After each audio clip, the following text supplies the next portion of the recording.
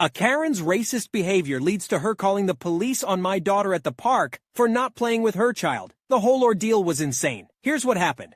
This happened about 12 years ago. I had just moved to a small town. My 10-year-old daughter made friends with a girl down the block. The girl didn't have many friends because her mom was drama, and nobody in the neighborhood wanted to deal with her. I didn't want to punish the Karen's daughter for her mom's behavior, and our daughters were thick as thieves in no time. About 6 months later, my daughter comes home from their house crying. Apparently, over an argument over who got to play with what Barbie, the other girl called my daughter a N-word. When my daughter became quite visibly upset, the girl told my daughter something to the affect of, "It's not a bad thing. It's just what my mom says you and your mom are when you act like you are better than us. Just stop acting better and you won't be a N-word." The Karen called pretty quickly to apologize for her daughter, talking out of turn and sharing personal family conversations. I explained to her that I was okay with the girls still being friends, as long as the four of us could have a sit down and just kind of talk through why that word would be so hurtful to my kid. She agreed, but made comments that made me feel she thought I was overreacting.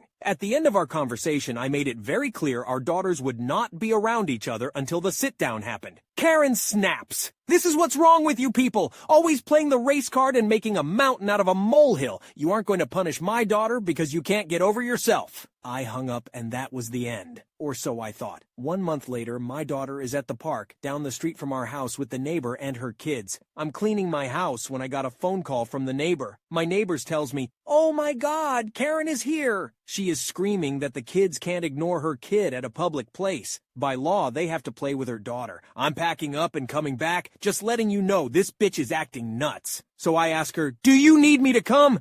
And she tells me, "Nah, I'm ignoring her. We will be home in a sec." 2 minutes later, I get another call and can hear screaming in the background. "You won't freaking believe this. She called the police on your daughter. The cops are here. You need to get down here." I arrive and my daughter is shaking and crying, thinking she has done something wrong. Karen is screaming like a mad woman at the top of her lungs about how my daughter being in a public place means she has to play with her daughter. Karen screams, "So what are you going to do about this? Are you seriously just going to let this girl stay at the park when she is refusing to play with my daughter?" The police officer replies, "Ma'am, I'm sorry, but as I was saying, there is no law that kids have to play with each other in public parks. If she doesn't want to play with your daughter, she doesn't have to." Karen then screams, "Grab at the walkie-talkie thing on the cop's shoulder. I want to speak to your sergeant or commanding officer or whatever. Someone needs to come do their freaking job." The officer called his commanding officer. I was stunned. I asked if my daughter could sit in my car as she was visibly shaken. He said she could, which of course sent Karen on another rant. The commanding officer pulls up as she is screaming about how my daughter needs to get out the car and play with her child. Commanding officer comes, and the officer is trying to explain to him what's going on as she is screaming a foot away. He comes over to me and I tell him the backstory on how this all started. To me at this point, I don't see a reason for you to have to still be here. You can take your daughter home. Karen turns bright red and shouts, "This is why they are like this. Nobody holds them accountable for anything they do. She should at least get a ticket or something." I don't know what all was said after that. Me, the neighbor, and our kids got out of there quick. I did start looking for an apartment right away and found something about 2 months later. While I was packing, I got a call from Karen. I let go to voicemail. "I hear you're moving. I just wanted you to know, if you or any of your kids walk by my house before then, I'm calling the police for harassment. I don't care if it's James." My son, that was 2 at the time. "And I can't wait to hear what stupid shit you have to say about this when you call me back." I'm not going to lie. I was tempted to call back, but didn't. We moved a week later, thankfully. OP then left an edit. I don't know why the police did nothing, but they never did. She called them often, on everyone and anyone. They always basically just apologized, calmed her down, and left. When I say small town, it is less than 10,000 people and has a lot of farms. So much so that the high school literally has a bring your tractor to school day. I heard stories about her kids being wild at school, hitting teachers, biting, spitting, and they would just get sent home. I can't say it's fact, but it came from my kids and other kids in the area. As horrible as this is going to sound, I think the whole town collectively decided to turn our backs on all of them to not have to deal with her. From the police, to the schools, to the parents. Oh my goodness, I cannot believe the absolute craziness of this Karen. From using racial slurs to calling the police on a little girl, she clearly has some serious issues. It's heartbreaking that her behavior caused her daughter to miss out on making friends, but it's no wonder with a mother like that. And can we talk about how she called the police on a little girl for not wanting to play with her daughter? That is just insane. It's great that the police officer stood his ground and didn't give in to her demands, but it's scary to think that there are people out there like this Karen who abuse their power and make false claims to the police. I'm so glad that OP and her family were able to get away from this situation and move to a new place. It's sad that the town turned their backs on the family, but it's understandable considering the behavior of the Karen. What do you guys think about this situation?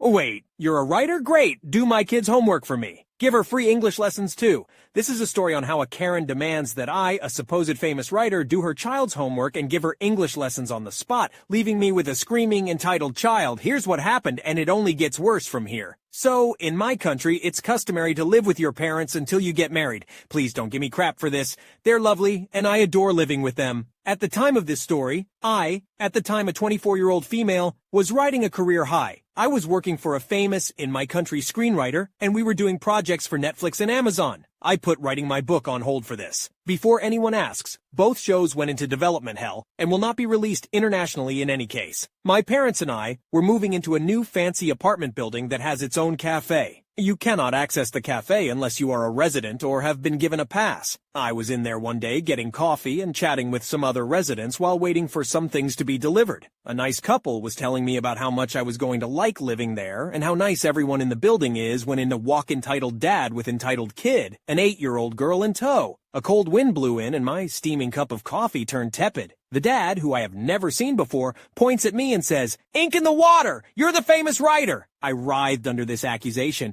as I was in no way famous and had no idea who this lunatic pointing at me was.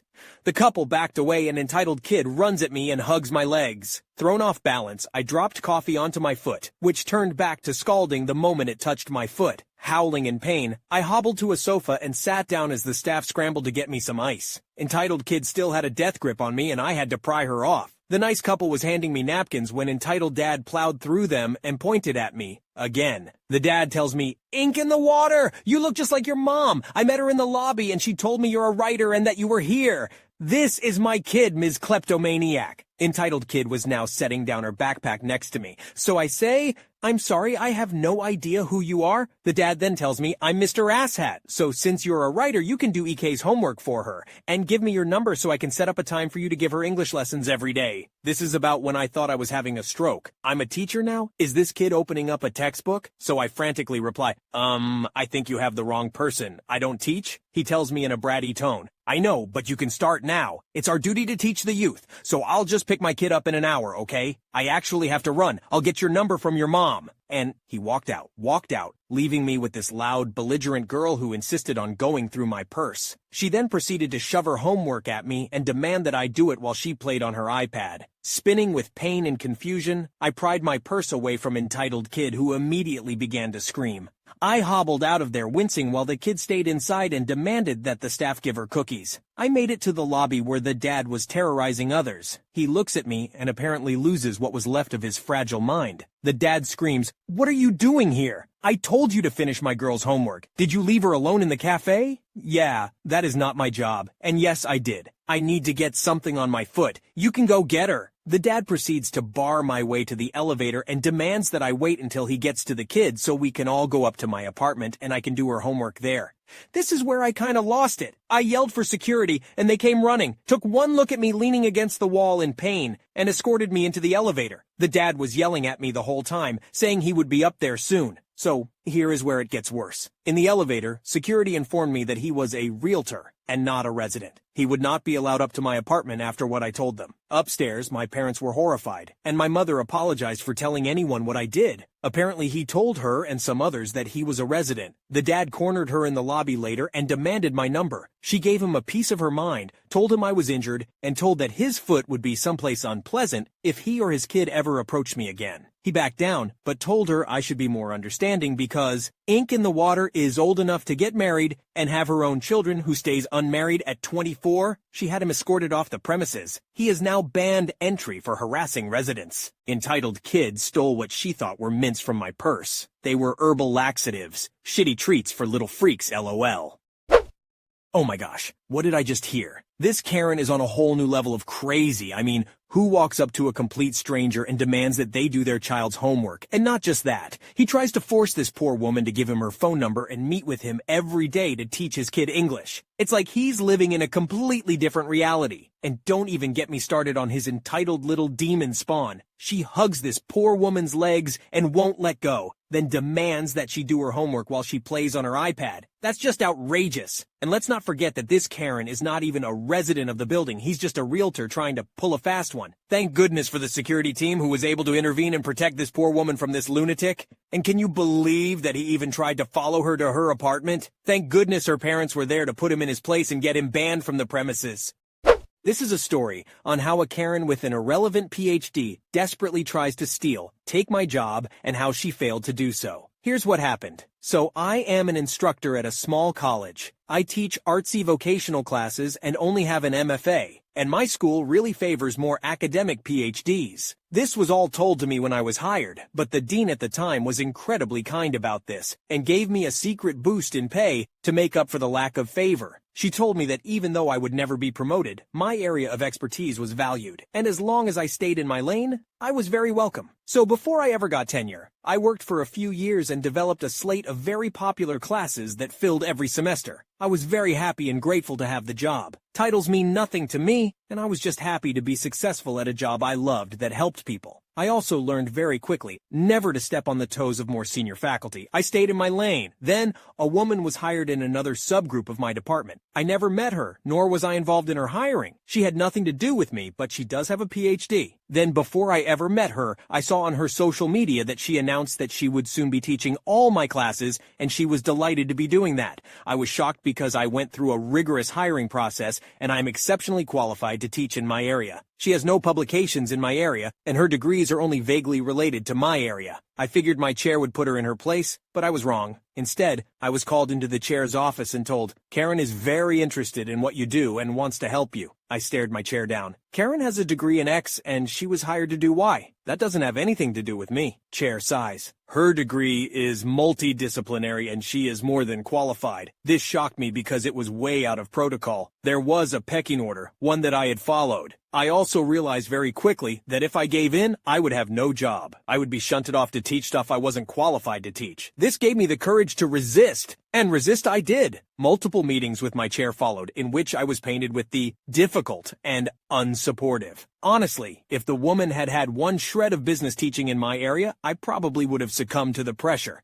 But she was not qualified either by degree, experience, or publications. That made me mad. Meanwhile, an older colleague, who had been terrible to me and made me cry a few times, pulled me aside one day. Apparently, she had grown to respect that I wasn't letting the chair bully me. She told me to never verbalize permission for Karen to take over any of my classes. Apparently, the rules of the school were and are that I was the one who decided who could sub for me or take over for me. I held firm. I was bullied over and over again. One time my chair very nearly physically threatened me and said, "Why can't you just say it?" Chair had no idea I had been tipped off why I needed to say it.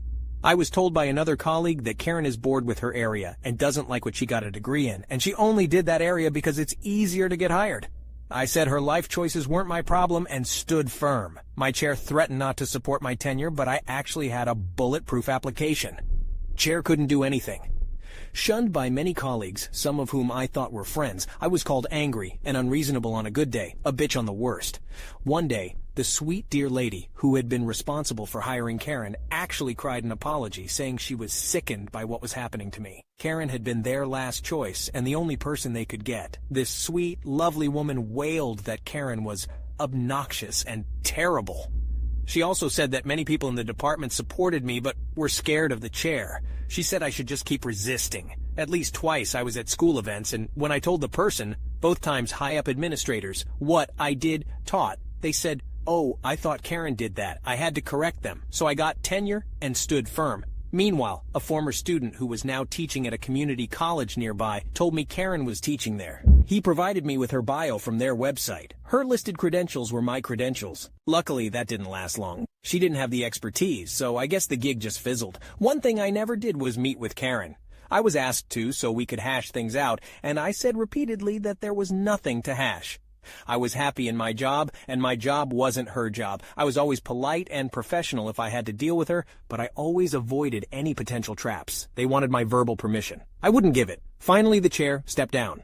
The next chair initially sided with the majority because he didn't know me very well, but then he got to know me and was fair. Eventually, Karen stopped trying to do my job. She pushed her way into another area, and now she steers clear of mine. It really did take about 10 years to wear her down, so there was no real dramatic ending. I just held firm, and eventually, Karen gave up. The reason I'm sharing is recently another colleague told me that he always thought Karen and Chair were having an affair, and this is why everything happened. Maybe I am naive, but the thought never crossed my mind. Plus, Karen is actually not attractive at all, so I couldn't picture it. Anyway, over the years, whenever Karen has done anything terrible or stupid, my colleagues will always share it with me. Still, I actually have little ill will left for her. I won most of the battles and the war, and that's good enough. I still love my job and my students, and I'm glad I fought for it. They say academia is the Game of Thrones without the beheadings. Fair, I think.